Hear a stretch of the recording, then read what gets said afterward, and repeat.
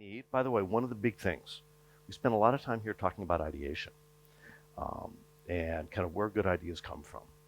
Most of the best ideas are in two places.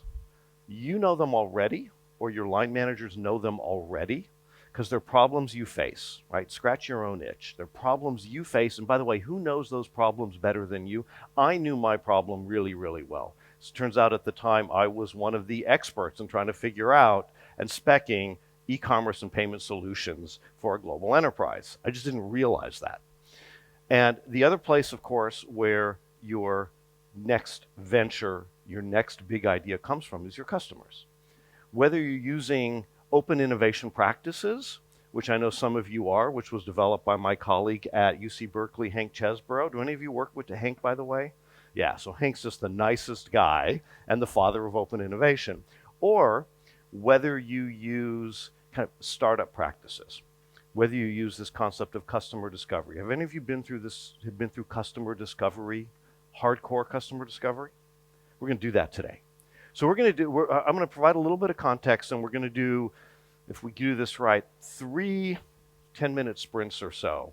And I'm going to leave you with this workbook, which has also been uploaded, so you can have it. And there's some more tools as well.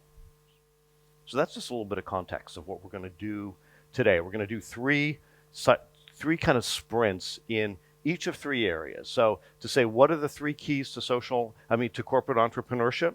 First of all, you need to act like an entrepreneur. So it's going to be entrepreneurial execution and understanding the entrepreneur's toolkit. How do entrepreneurs do this? Because we're competing with them, and they're competing with us, and they want our customers.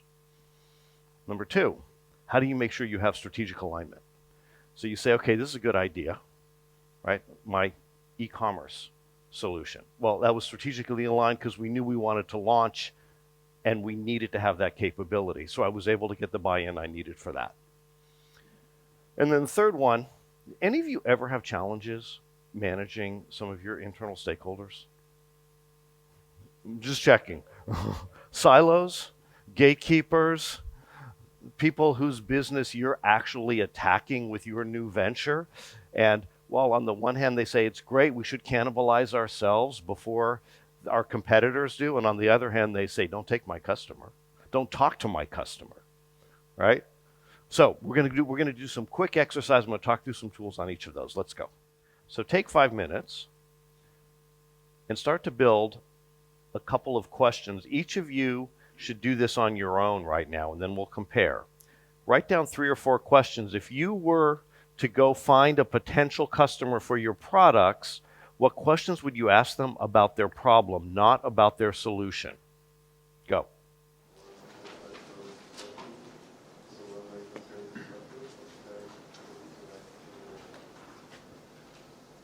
Great question here. You're better. I love it. Okay, toss me this. Who's got another one? Yes, sir. Ready? These are light, so if you haven't caught them yet. Great. Can you hear me? Yeah. Right. So I will not ask the customer for problem, but I have an assumption that he might use the drone as a solution for making movies or photos. That's right. My assumption.